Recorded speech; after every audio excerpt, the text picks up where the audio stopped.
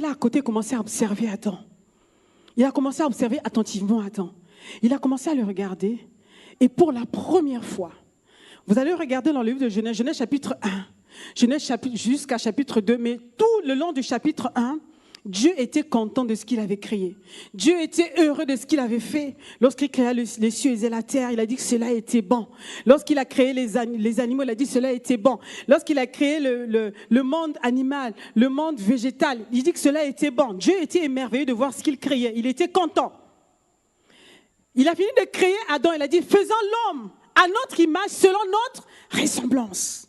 Et nous savons que notre Dieu est parfait. Donc forcément, le Seigneur allait créer quelqu'un de parfait, comme lui. Il a créé Adam, certes parfait. Il l'a mis dans le jardin. Quand il a commencé à observer comment Adam fonctionnait, comment Adam travaillait, une pensée est montée au-dedans de lui. Il a dit, il n'est pas bon. Il a dit, il n'est pas bon que l'homme soit seul. Il n'est pas bon. Pour la première fois, Dieu n'est pas satisfait de ce qu'il vient de faire. Dieu n'est pas satisfait de son travail. C'est comme s'il a accompli un travail qui était incomplet. Pour la première fois. Pour la première fois.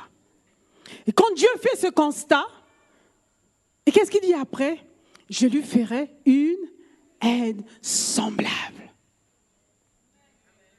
Est-ce qu'on peut acclamer le Seigneur pour ça? Je lui ferai une aide semblable.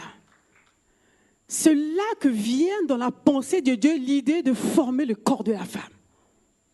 Parce que Dieu avait fini lorsqu'il a créé Adam. Quand il dit je lui ferai une aide, la pensée lui vient de former, de créer la femme. Et quand cette pensée lui vient, tout de suite il donne une définition à la femme. Il dit c'est une aide. C'est une aide semblable à Adam. C'est une aide. Et vous savez comme moi que si on dit que tu es une aide, ou si on dit par exemple que, admettons, essayons d'imaginer un peu cette scène-là, dans le jardin, Adam en train de travailler, de cultiver la terre, de nommer les animaux, de travailler, Dieu regarde, il dit qu'il lui manque quelque chose. Je vais lui faire une aide. Et moi, dans ma définition de l'aide, c'est quelqu'un qui vient te soulager. C'est quelqu'un qui vient te décharger. C'est quelqu'un qui vient t'apporter un réconfort. C'est quelqu'un qui vient t'apporter la joie. C'est quelqu'un qui vient t'apporter le sourire. Amen. Est-ce que vous êtes d'accord avec moi? Donc, regardons Adam en train de travailler. Et Dieu dit, je lui ferai une aide semblable. Et tout de suite, Dieu crée la femme. Ça, c'est un peu pour revenir à la base, au commencement, notre histoire à nous femmes. Parce que si nous ne savons pas d'où nous venons, tout ce que nous faisons est vain. C'est bien de connaître son histoire. C'est bien de connaître la pensée de Dieu concernant la femme. Une aide semblable, c'est comme une personne qui vient comme une bouffée d'oxygène. Quelqu'un qui vient t'aider là où tu étais dépassé. Amen. En ce moment-là, Dieu crée la femme. Et donc, ce verset, en fait, confirme. Le verset de Proverbe 18, verset 22, confirme donc le verset de Genèse 1. Genèse 2, verset 18, vient confirmer la pensée de Dieu dans Proverbe 18, verset 22. Celui qui trouve une femme trouve le bonheur. J'imagine Adam en train de travailler. Dieu envoyant Ève auprès d'Adam, Adam commence à avoir le sourire. Dit voilà au moins une personne qui va venir me décharger.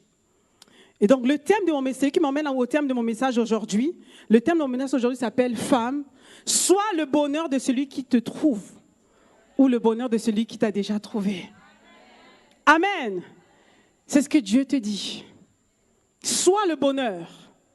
Si tu ne l'es pas encore, deviens le bonheur de celui qui t'a trouvé ou deviens le bonheur de celui qui te trouvera. Amen.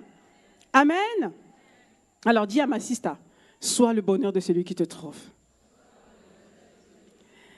Alors, si tu connais le nom, si tu es déjà marié, moi je m'adresse à toutes les femmes aujourd'hui. En fait, tu dois être le bonheur même de celui qui te rencontre. Peu importe. Tu dois être le bonheur partout où Dieu te place.